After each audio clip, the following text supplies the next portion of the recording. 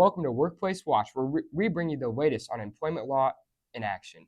Today's top story, a movement that started with a cup of coffee and turned into a national debate about workers' rights. Starbucks employees across the country are forming unions, something that hasn't happened in this scale in decades. What sparked it? What does law say? Let's find out. We go live on report, Zach in Buffalo, New York, the birthplace of this labor movement. Thanks, James. I'm reporting live from Buffalo, New York, where baristas made history, not only by unionizing, but by staging the first ever strike in Starbucks history. This walkout began when workers said the company refused to bargain fairly and continue unfair labor practices. To understand what's happening, I'm joined by Nate, one of the striking employees here at Starbucks. Hi Nate, how are you? Good, how are you?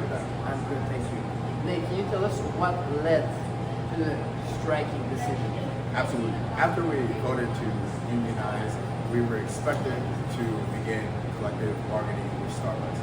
After we did not see that and there was many delays and pressure tactics, we decided to take action. We staged walkouts, not just because we wanted to, just because we wanted to get our issues heard. We didn't do this because of just one silly thing. We did this over numerous issues that we need to get surfaced to the whole nation and realize this is a problem. And this strike is protected under the National Labor Relations Act, so this protects employees for voicing their opinions. And that's what we did. Understood. And what were the main goals about the strike?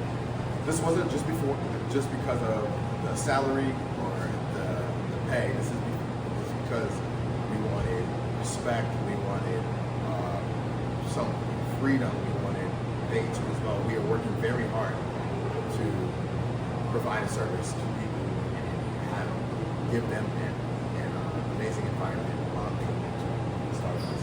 So I think all of our labor should be rewarded. It has to be. Powerful words, mate. Thanks for speaking with us. Seamus, back to you. Thanks, Zach, and thank you to Nate for sharing that perspective. To help us understand the legal side of this, we're joined by employment law expert Harley Laws, who studies worker rights under the federal law. Harley, what laws protect employees who go on strike or try to unionize?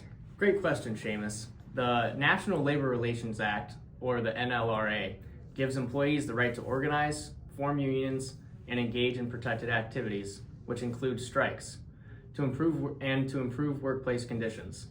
The right to strike is one of the most powerful tools that workers have, as long as it's for legal reasons like protesting unfair labor practices or fighting for better conditions. Collective bargaining is another key term here, and it's the negotiation process between the employer and the union to reach an agreement about pay, benefits, and workplace policies. When an employer interferes, retaliates, or refuses to bargain in good faith, such as Starbucks did, that's an unfair labor practice, and the National Labor Relations Board, or the NLRB, steps in to investigate. To get the company's perspective, we reached out to Starbucks for comment. Joining us now is corporate spokesman Sam Lopez. Thanks, Seamus. At Starbucks, we respect our employees' right to organize and express their opinions.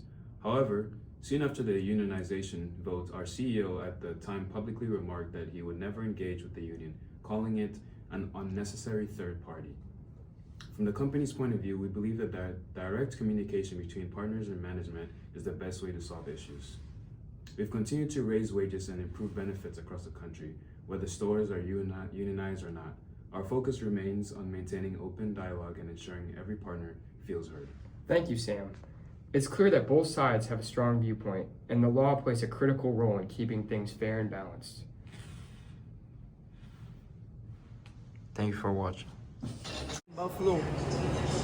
Here in Buffalo, the ripple effects of that first strike are still being felt. Since then, more than 400 Starbucks have voted to unionize, and several others have held strikes over similar issues.